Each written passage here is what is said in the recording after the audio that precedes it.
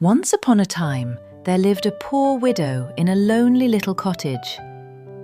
In front of the cottage there was a garden, and in this garden stood 2 rose trees. One bore white roses, and the other red roses. She had 2 children, and these children were like the 2 rose trees.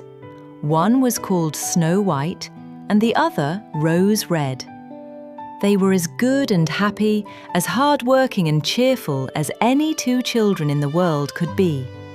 Only Snow White was quieter and gentler than Rose Red. Rose Red preferred running through the meadows and fields, looking for flowers and catching butterflies. But Snow White stayed at home with her mother, helped her with the housework, or read to her when there was nothing else to do. The 2 children loved each other so dearly that whenever they went out together, they always held hands.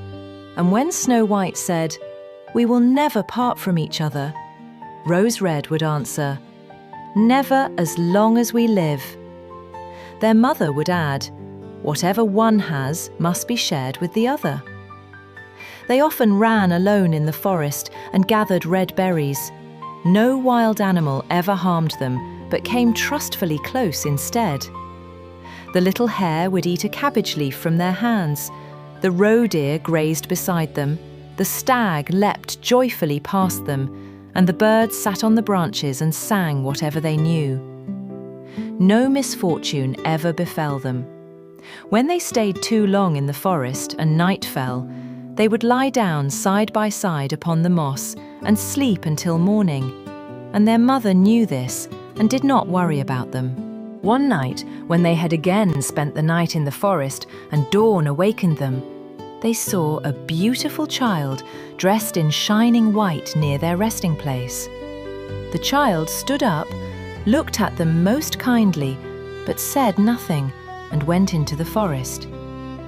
When they looked around, they realized they had slept right beside a precipice where, in the darkness, just a few more steps would surely have caused them to fall.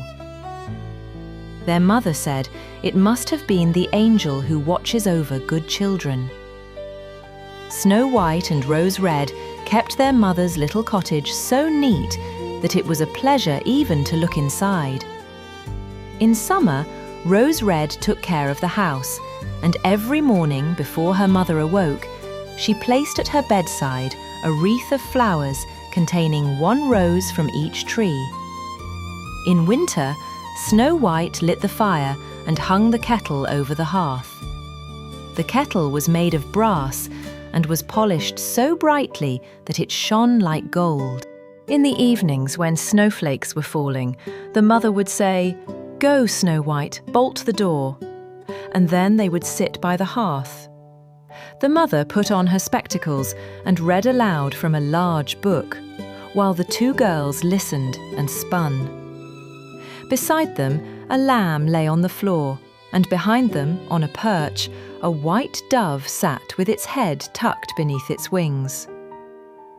One evening, as they were sitting comfortably together, there was a knock at the door, as if someone wished to come in. The mother said, "Quick, Rose Red, open the door. It must be a traveller seeking shelter." Rose Red drew back the bolt. She thought it was a poor man, but it was not.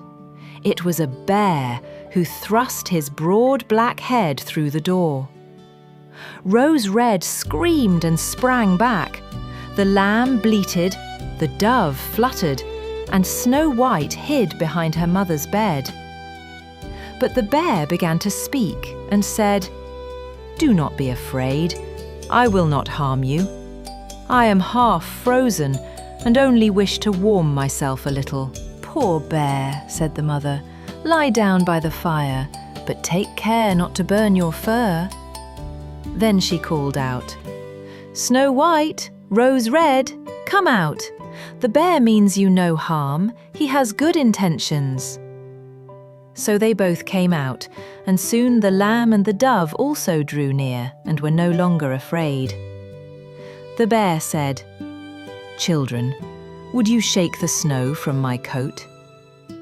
They brought the broom and cleaned his fur. he lay down by the fire and began to growl contentedly. Before long, they grew accustomed to him and began playing games with their clumsy guest. They pulled his hair, placed their feet upon his back and rolled him about, tapped him gently with a hazel switch, and when he growled, they laughed. When bedtime came and the others went to bed, the mother said to the bear, "You may lie here by the hearth. You will be safe from the cold and bad weather."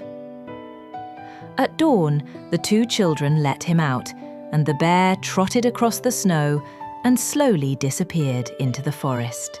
From then on, the bear came every evening at the same hour, lay down by the hearth, and allowed the children to amuse themselves with him as much as they pleased.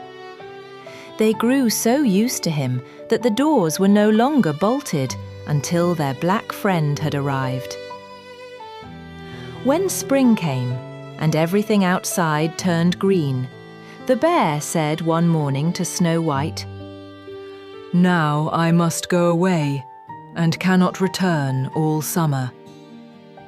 "Where are you going, dear bear?" asked Snow White. "I must go into the forest and guard my treasures from the wicked dwarfs.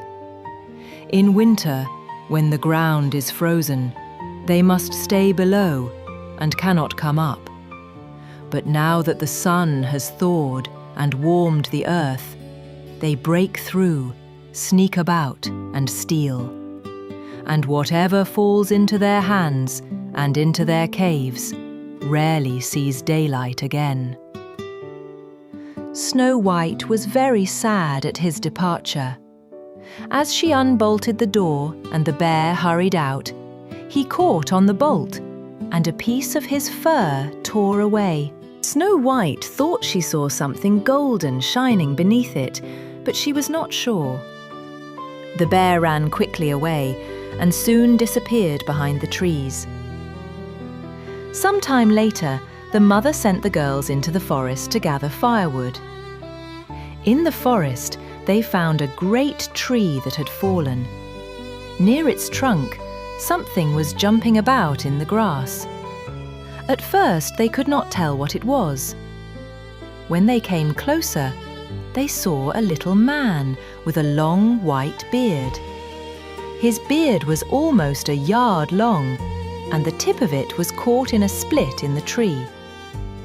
The little man was hopping back and forth, but could not free himself. He looked at the girls angrily and shouted, "Why are you standing there?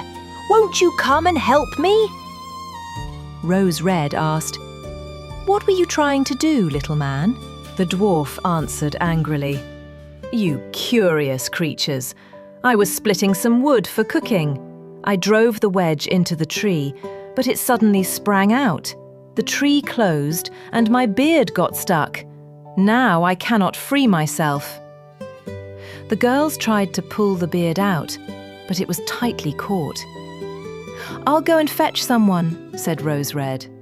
"No, don't call anyone else," cried the dwarf. "Can't you think of something yourselves?" Snow White said calmly, "Be patient. I will help you."